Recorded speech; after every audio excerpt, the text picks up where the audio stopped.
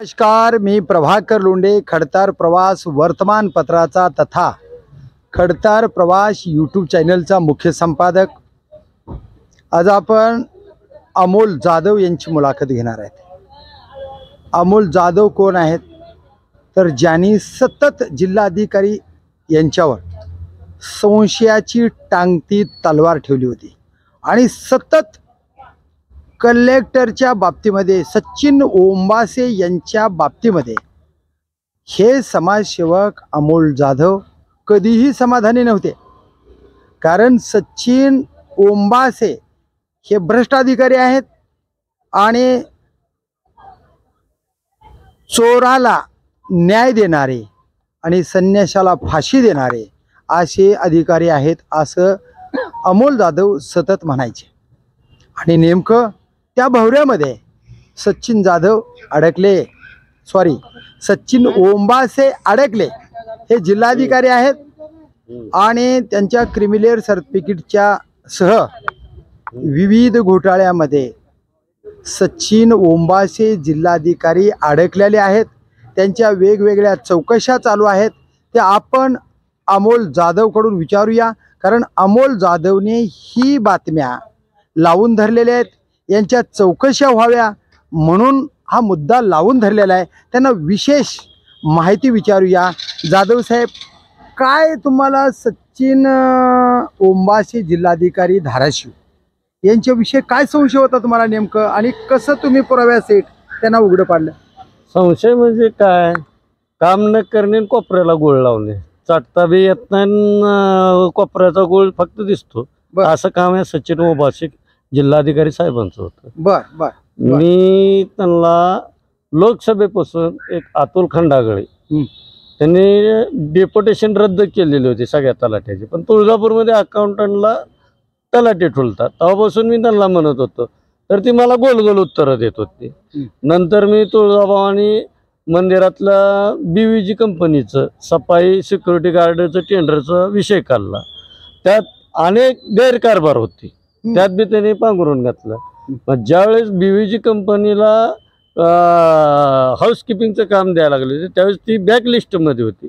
मी पुरावे देऊनही त्यांनी माळी तहसीलदार साहेबाची बदली झाल्यानंतर त्यांना वर्क ऑर्डर द्यायला लावली। मग एवढे पुरावे देऊन जर अधिकारी जर त्या गोष्टीचा विचार करत नसेल किंवा आपण एक जनतेचा न्याय मागण्यासाठी जर पुढे जात असताना जर तो अधिकारी आपल्याला न्याय देऊ शकत नसेल, तो अधिकारी भ्रष्टच मानायचा ना। का आपण त्याला पांघरूनच घालू शकत नव्हतो, अशी परिस्थिती होती। तुळजाभवानीचं पावित्र्य मंदिर, तिथं माझंच नाव होतं अमोल शिवाजीराव जाधव म्हणून। मी आयुष्यात कधी सिक्युरिटी गार्डला कामाला गेलो ना। माझ्या आजोबांना 12 एकर जमीन कमवून ठेवलेले, 2 टायमाचा सुकी तुकडा खातोय, माझंच नाव होतं अमोल शिवाजीराव जाधव। 6 महिन्याची पगार माझ्या नाव। अजून त्या कंपनीनं मला आधार कार्ड पॅन कार्ड सत्यप्रत देऊ शकले नाही। पगार किती होता तुम्हाला? मला काय माहिती, मी फक्त मला एक जणांना मास्टर दाखवलं, लय बोलू नको म्हणले, तुझं नाव आहे सिक्युरिटी गार्ड मध्ये बोगस तू पैसे उचलले। मी तिथे गेलोच ना, ते पैसे उचलायचा काय संबंध, मी माझ्या बँकेचे स्टेटमेंट देतो, तेव्हापासून मी दाखल केलंय प्रकरण। बर बर आणि नंतर त्याच्यानंतर दसऱ्यात सिक्युरिटी गार्डचं बी टेंडर देताना गोल गोल उत्तर आहे। अनेक तक्रारी केल्या, तहसीलदारच्या तर एवढ्या तक्रारी दिल्या त्यांच्या समोर सत्यप्रतीत, काय नाही ती कोपऱ्याला गोळ। पवन चक्की काय केलं त्यांनी, ट्रेनिंगला गेल्यानंतर घोष साहेबांनी कमीत कमी पवन चक्कीची मीटिंग तर लावली। ह्यांची तर कमिटी 3 वर्ष झालं स्थापन होती। ही RDC मॅडम मिली बघतच सगळी। बर आता तुमचा इथला काय म्हणते फटाक्याचा एवढा मोठा बॉम्ब स्फोट झाला, काय त्याची चौकशी झाली का? जवळजवळ एक व्यक्ती मयत पावला साहेब, मयत पावला, तहसीलदार निलंबन झाले, एक RDC मॅडमचं निलंबन केलं। फक्त आज धाराशिव शहरातले ओपन फेस किंवा डुप्लिकेट NA लेआउट हे उघडे पडणार होते, आणि हा यात्रा मैदानाचा घोटाळा हा उघडा पूर्ण पडणार होता। म्हणून यात्रा मैदानाच्या घोटाळ्यामध्ये म्हणजे किती रुपयाचा घोटाळा असेल बरं? यात्रा मैदानाचा करोडोतला घोटाळा। मूळ घोटाळा काय, 98ला शासनाने अक्वायर केलेली जमीन, आतापर्यंत अजून महाराष्ट्र शासनाचं नाव नाही त्याच्यावर। बर मूळ मालक एक्वायर झालेल्या जमिनीचा मावेजा संबंधिताला मिळालाय का? मिळालाय ना. दिलासा रक्कम 3,48,000 रुपये दाखवलेली आहे ना. मग दिलासा रक्कम मिळाली असताना सुद्धा ती जमीन का सोडली नाही संबंधित मूळ मालकानं? मूळ मालकाचा प्रश्न नाही, हा. हे शासनाचं काम आहे. आता मी तुम्हाला पैसे दिलेत, हा. पैसे दिलेले माघारी मागायचं काम माझं आहे. तुम्ही तुमची इमानदारी तुमच्या बरोबर आहे. बरोबर या जगात इमानदारी माणूस राहिला नाही. सचिन ओबाशी महाराष्ट्रात भरपूर आहेत. बरोबर हो. हा. पण पैसे मागायचं माझं काम आहे. हे कलेक्टर, तहसीलदार, नगरपालिकेचं काम आहे की त्या सातबाऱ्यावर महाराष्ट्र शासन आलं पाहिजे. आज तगायतपर्यंत महाराष्ट्र शासन नाव नाही. मग यात्रेकरूच्या या जमिनीची प्लॉटिंग करून विकली जाते असा एक आरोप आहे. कोण विकते ती प्लॉटिंग? मूळ मालक विकतो, पंडित जगदाळे माजी नगराध्यक्ष. मग त्याला सरकारनं मावेजा दिला नाही का? दिलाय ना त्याच्या बाप्पाला.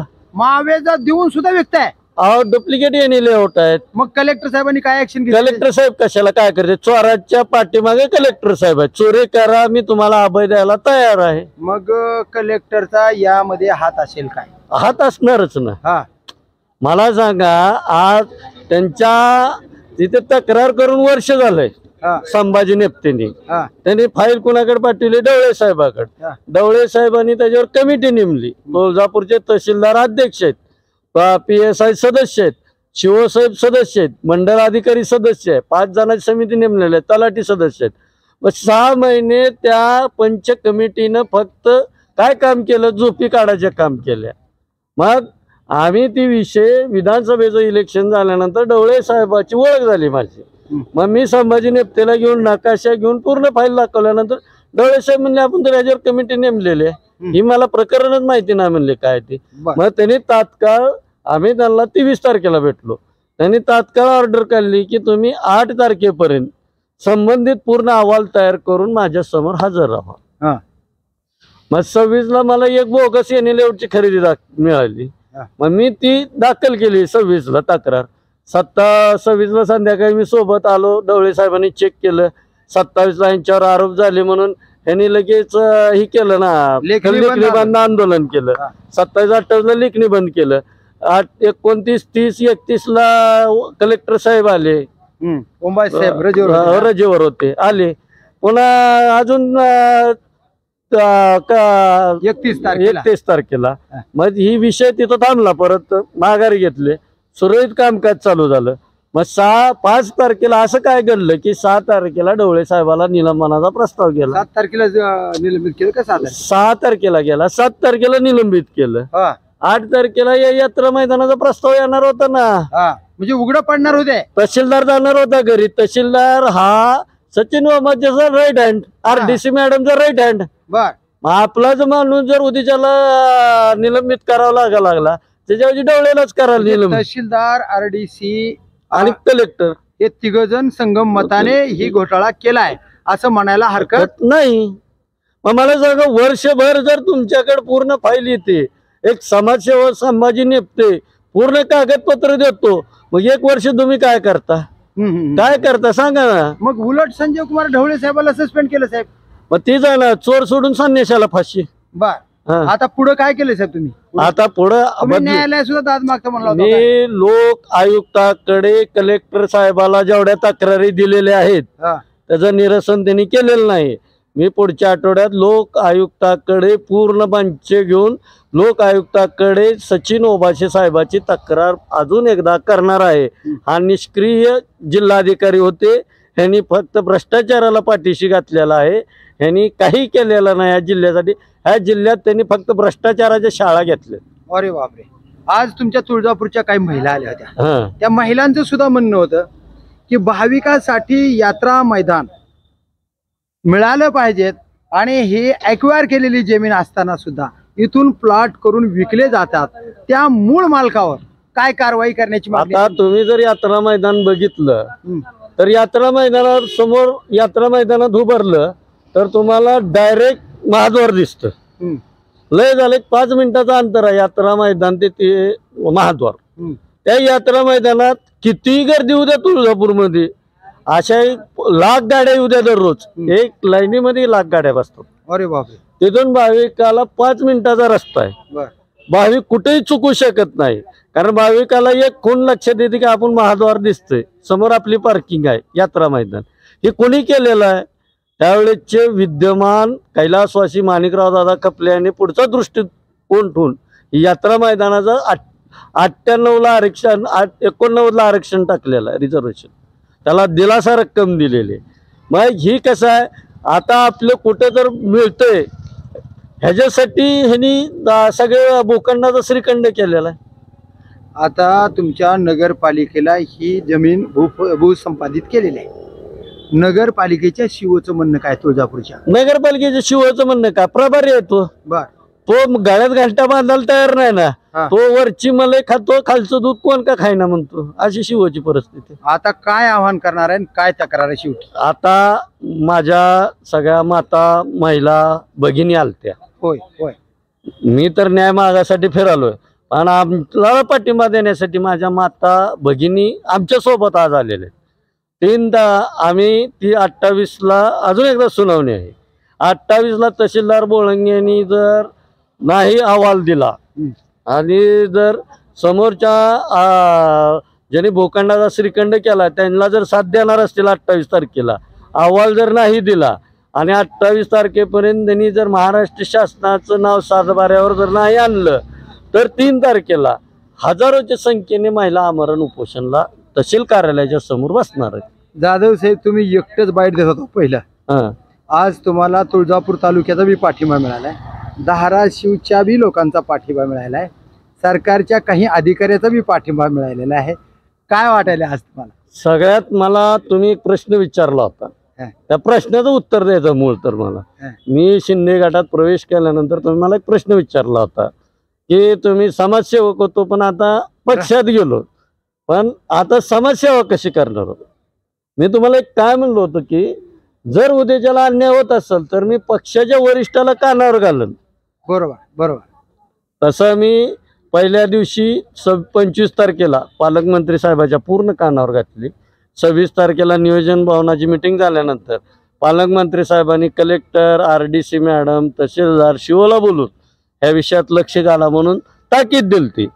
आता आल्यानंतर त्या दिवशी SD प्रवास होता साहेबांचा, सोलापूर ते धाराशिव. त्या SD बसमध्ये मी बसलो. साहेबांनी माझा चेहरा बघतात म्हणले यात्रा मैदान जाधव. यस. आमचे चौगुले साहेब आणि पनोरे साहेब, एक राम आणि एक लक्ष्मण, यांनी यात्रा मैदानासाठी माझ्यापेक्षा जास्त कष्ट घेतलेला. चौगुले साहेबांनी 5 किलोमीटर अंतर जिथं लेडीज उभारल्या होत्या तिथपर्यंत येतो एक 5 किलोमीटरचं अंतर होतं. साहेब म्हणले मी यात्रा मैदान करणार म्हणजे करणारच. बरं. आणि तिथं उभारून भगिनींचं पूर्ण म्हणणं ऐकून घेतलं, आमच्या माता बंधू भगिनीचं सगळ्यांचं म्हणणं ऐकून घेतलं. तो चित्त सत्कार घेतला. 10 मिनिट आमच्या भगिनींना वेळ दिला. तिथं खाडे साहेबाला सांगितलं, खाडे साहेब ज्यांचे जे SDO जे आहेत त्यांना सांगितलं ह्या प्रकरणाचे पूर्ण लक्ष तुम्ही घाला म्हणून आणि सविस्तर माहिती घ्या म्हणून. त्यानंतर काल त्यांनी 124ला भेट दिली दवाखान्यासाठी. स्वतःहून त्यांनी मंदिरच्या ऑफिसमध्ये शहराच्या विकासासाठी बैठक बोलवण्यात आली होती, ड्रग्स हे त्यावेळेस त्यांनी म्हणले कलेक्टर यात्रा मैदानाचं काय, तर कलेक्टरनं तिथे गोल गोल उत्तरं दिली.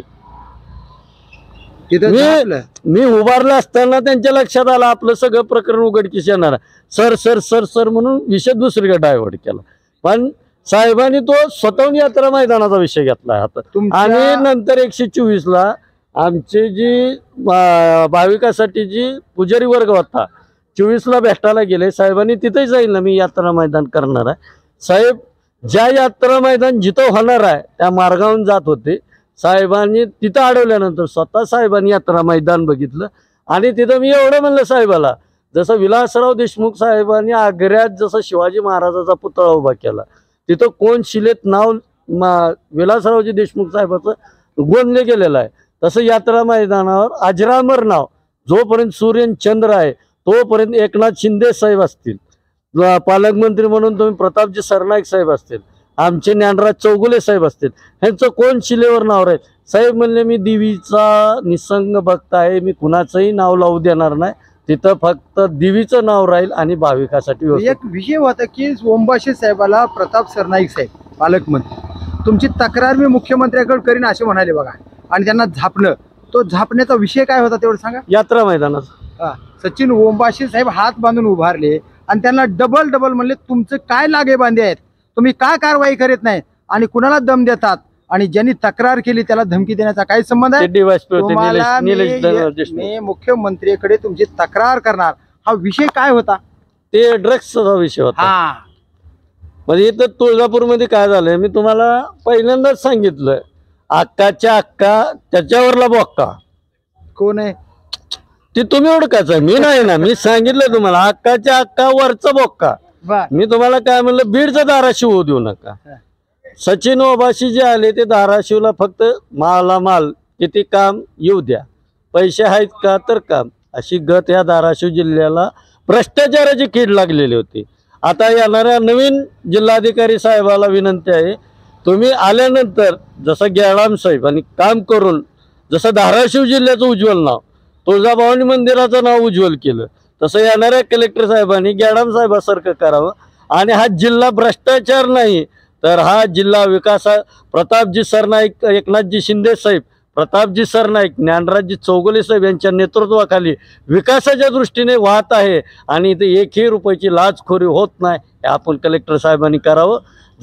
पुढच्या त्यांची बदली का आम्ही 6 वर्ष बदली होऊ देणार नाही, अशी मी आई तुळजाभवानीच्या चरणी प्रार्थना करतो. आपण माझं मनोगत घेतल्याबद्दल मी तुम्हालाही खडतर प्रवासाला धन्यवाद देतो. जय हिंद, जय महाराष्ट्र. तर हे आहेत अमोल जाधव, समाजसेवक आहेत.